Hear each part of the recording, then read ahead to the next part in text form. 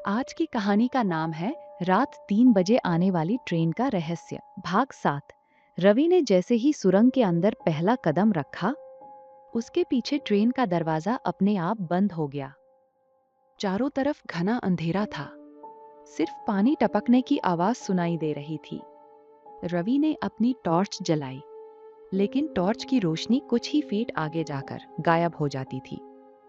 ऐसा लग रहा था जैसे सुरंग अंधेरे को निगल रही हो। रवि धीरे धीरे आगे बढ़ता गया। कुछ दूर चलने के बाद उसे दीवारों पर पुराने हाथों के निशान दिखाई दिए। हर निशान खून से बना हुआ था। उनके नीचे एक ही बात बार बार लिखी थी, पीछे मत देखना। रवि ने खुद को संभाला और आगे बढ़ने लगा। तभी उसे अपने पीछे किसी के कदमों की आवाज सुनाई दी। रवि रुक गया। आवाज भी रुक गई। उसने फिर चलना शुरू किया। आवाज फिर आने लगी। अब उसकी धड़कनें तेज हो चुकी थीं। अचानक सुरंग में एक बच्चे की रोने की आवाज गूंजने लगी। बचाओ, कोई मुझे यहाँ से बाहर निकालो। रवि ने टॉर्च उस दिशा में घुमाई। एक लगभग 10 साल का लड़का सुरंग के कोने में बैठा रो रहा था। उसके कपड़े फटे हुए थे, चेहरा धूल से भरा हुआ था। रवि उसके पास गया।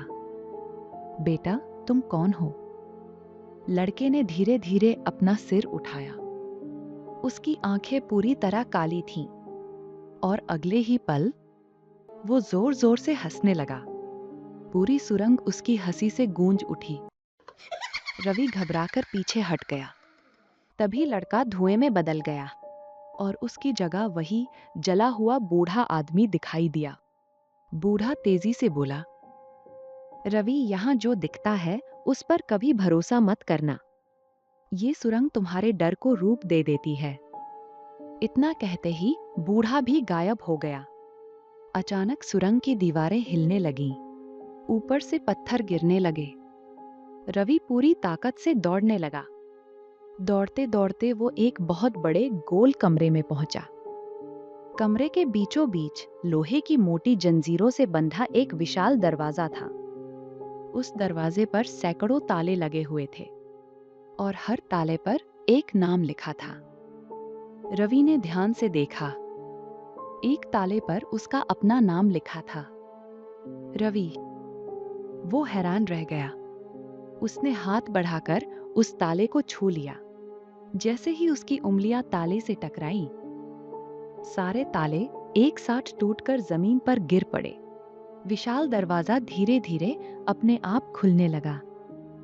दरवाजे के पीछे से इतनी तेज ठंडी हवा आई कि रवि कई कदम पीछे जा गिरा। पूरा कमरा काले धुएं से भर गया। उस धुएं के बीच दो विशाल लाल आंखें चमक उठी। फिर एक भारी आवाज गूंजी, आखिर तुमने मुझे आजाद कर ही दिया। रवि ने कांपते हुए पूछा, तुम कौन हो? काली आकृति धीरे धीरे धुएं से बाहर आने लगी। उसका चेहरा दिखाई देते ही रवि की चीख निकल गई। वो कोई राक्षस नहीं था। वो बिल्कुल रवि जैसा दिखता था, लेकिन उसकी आंखें आग की तरह जल रही थीं। वो मुस्कुराया और बोला, मैं तुम्हारा दूसरा रूप हूं, जिसे इस सुरंग में 25 साल पहले कैद कर दिया गया था। अचानक पूरी सुरंग जोर जोर से कांपने लगी।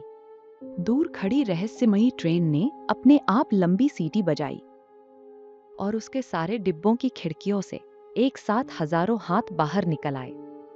तो दोस्तों, आखिर रवि का ये दूसरा रूप कौन है? क्या वही इस पूरी मौत की ट्रेन का असली मालिक है, या फिर कोई और शक्ति पर्दे के पीछे छिपी हुई है? क्या रवि अपने ही दूसरे रूप को हरा पाएगा, या हमेशा के लिए उसी सुरंग में कैद हो जाएगा? इन सभी सवालों के जवाब जानने के लिए इंतजार कीजिए रात 3 बजे आने वाली ट्रेन का रहस्य भाग 8 का। अगर आपको ये कहानी पसंद आई हो तो वीडियो को लाइक करें, चैनल को सब्सक्राइब करें और कमेंट में बताइए, अगर आपके सामने आपका ही एक डरावना दूसरा रूप आ जाए तो आप क्या करेंगे।